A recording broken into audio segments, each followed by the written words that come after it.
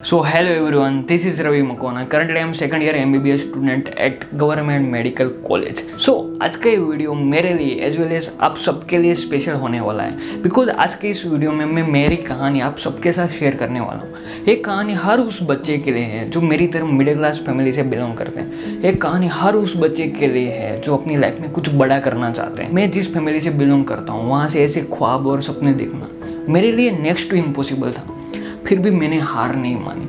तो वही कहानी आप सबके साथ शेयर करना चाहता हूँ जिससे कि जो एक्सपीरियंस मैंने सीखा है वही चीज़ आप सबके साथ शेयर करना चाहता हूँ। मैंने वो स्कूल में एडमिशन ले लिया था कि उन लोगों ने उसी साल साइंस शुरू किया था, मतलब कि उन लोगों के पास साइंस का एक्सपीरियंस एकदम ज़ीरो था। मैंने जैसे तैसे वो स्कूल में 6 महीने बिताए। फिर मेरा सब्सिक्वेंटली दिवाली वैकेशन शुरू हुआ और वो दिवाली वैकेशन में बैक ऑफ द माइंड था कि अगर मुझे वाकई में MBBS में एडमिशन लेना है तो मुझे स्कूल छोड़नी पड़े। फिर मैंने फाइनली वो स्कूल छोड़ दी एंड मैंने फिर मेरे सिटी में जो कोचिंग था वहाँ पर जाकर 2-3 दिन डेमो लिया, मज़ा आ गया। फिर जैसे तैसे करके वहाँ पर मैंने एडमिशन ले लिया। हालांकि वो कोचिंग की फ़ीस ज़्यादा नहीं बल्कि बहुत ज़्यादा थी एट दैट टाइम। फिर भी मेरे फैमिली वालों ने जैसे तैसे करके वहाँ पर एडमिशन करा दिया। कि हमारे पेरेंट्स एजुकेशन के लिए कहीं से भी वो अरेंज कर देंगे, भले उसके पास पैसा हो कि ना हो, वो भले ही उसको लोन लेना पड़े, पर वो कैसे भी करके वो अरेंजमेंट कर देंगे। तो सिमिलर मेरे साथ भी यही हुआ। मेरे फैमिली वालों ने जैसे तैसे करके वहाँ पर मुझे एडमिशन करा दिया एंड देन वहाँ पर सब कुछ बढ़िया चल रहा था। मेरी 11th कंप्लीट हुई एंड वहाँ पर बिल्कुल अच्छा चल रहा था। अच्छे से सर आते थे, अच्छा सा पढ़ाते थे, एकदम कंसेप्ट क्लियर करते थे और मुझे पढ़ने में मज़ा भी आता था। लिटरली मैं कंसेप्ट को फील करके पढ़ता था, पता भी नहीं चला और मेरी 11th कंप्लीट हो गई थी। इसी प्रकार मेरी 11th कंप्लीट होती है और 12th की स्टार्टिंग होती है। तब बिल्कुल अच्छा चल रहा था, सारी चीज़ें अच्छी चल रही थी, अच्छे से सर हमें पढ़ाने के लिए आते थे। पर उसी दौरान एक अजीब चीज़ मेरे साथ होती है कि जिस कोचिंग में मैंने एडमिशन लिया था वो कोचिंग अचानक से लॉस में चलने लगा। वो कोचिंग का बहुत बड़ा घाटा हुआ था।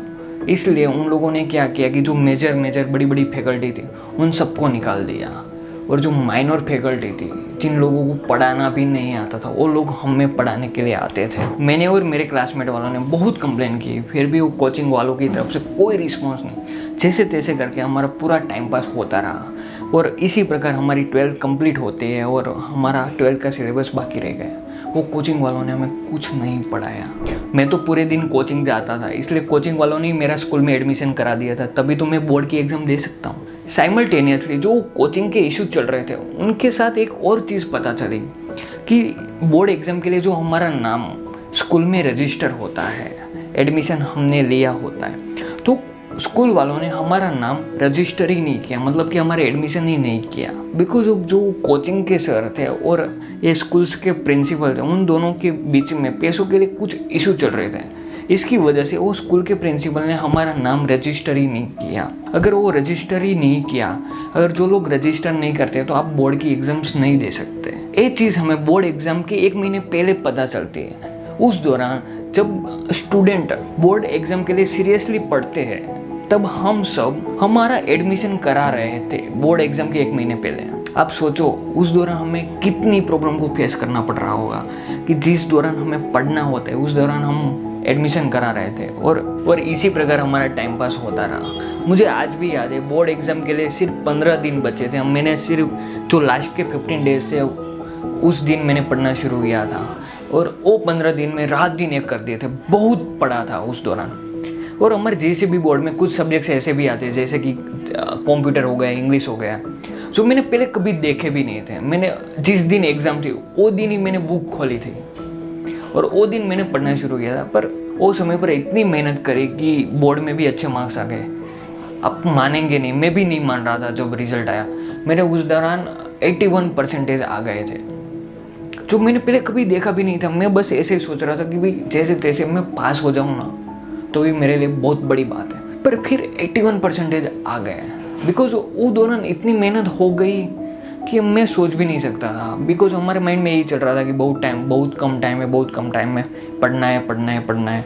पर वो 15 दिन में बहुत सारी चीज़ें हो गई थी। और मुझे याद है कि मेरी बोर्ड की एग्ज़ाम 16 मार्च 2020 को कंप्लीट हुई थी। और मज़े की बात है कि जिस दिन हमारी एग्ज़ाम कंप्लीट हुई थी उसी दिन हमारे सिटी में कोरोना वायरस की एंट्री हो चुकी थी और मुझे याद है कि 21 मार्च 2020 को पहली बार इंडिया में लॉकडाउन लगा था 7 दिन का, एंड देन वो ग्रेजुअली एक्सटेंड होता गया। तो it was very beneficial for me कि मुझे वो लॉकडाउन के बीच में मुझे टाइम मिल गया, बिकॉज मेरे 11th और 12th का सिलेबस बाकी था फॉर नीट एग्ज़ाम। तो फिर धीरे धीरे मैंने पढ़ना शुरू किया, धीरे धीरे मैंने कवर करना शुरू किया। स्टार्टिंग में ऐसा माना जाता है कि 12th is more important then 11th, तो फिर मैंने 12th से शुरू किया था और 12th का तो मैंने बोर्ड के एग्ज़ाम के लिए पढ़ा ही था। तो फिर 12th से मैंने शुरू किया था और जैसे तैसे पढ़ा, सिलेबस थोड़ा कवर किया। 11 का तो बाकी रह गया था। फिर नीट एग्ज़ाम के लिए मैं गया। मेरे लिए अच्छे मार्क्स थे, पर मेरा पहली बार में, पहले अटेम्प्ट में गवर्नमेंट कॉलेज में मेरा MBBS में एडमिशन नहीं हुआ। मेरे आई थिंक तब बहुत कम मार्क्स थे, 461 ही मार्क्स थे, 461 ही मार्क्स थे। मेरे लिए बहुत ज़्यादा थे उस टाइम पर, बिकॉज इतनी मेहनत करी और इतने मार्क्स आए, पर मेरा गवर्नमेंट एडमिशन नहीं हुआ। And then I took drop. मैंने वो पूरे साल रात दिन ये कर दिए थे। वो पूरे साल मैंने बहुत सारे सेक्रीफाइस लिए थे वो ड्रॉप ईयर के दौरान। पर कहते हैं ना कि आप जितना सेक्रीफाइस करते हो ना, उनसे कई गुना ज़्यादा आपको अचीवमेंट मिलती है। एंड देन मेरा फाइनली एक अच्छी सी गवर्नमेंट कॉलेज में मेरा एडमिशन हो गया। मैंने 2021 में मैंने सेकंड अटेम्प्ट दिया था और उस दौरान मेरे 578 मार्क्स थे और मेरा आराम से गवर्नमेंट कॉलेज में एडमिशन हो गया था। बस लास्ट में यही बोलूँगा कि आप जितना भी सेक्रीफाइस कर सको ना, उतना कर लो, बिकॉज ये टाइम वापस नहीं आने वाला। और एक बार आपका मेडिकल कॉलेज में सिलेक्शन हो गया ना, फिर आपके मज़े ही है। सच यार, मेरी बात को याद रखना, मार्क माई वर्ड्स, मज़े ही है। Hey guys, please subscribe to my channel. जितना भी हो सके यार, अपने फैमिली के फ़ोन से या फ्रेंड के फ़ोन से सब्सक्राइब ज़रूर करो यार, जितना भी हो सके। और ये चैनल थोड़ा नया है तो प्लीज़ यार सब्सक्राइब ज़रूर करवाओ।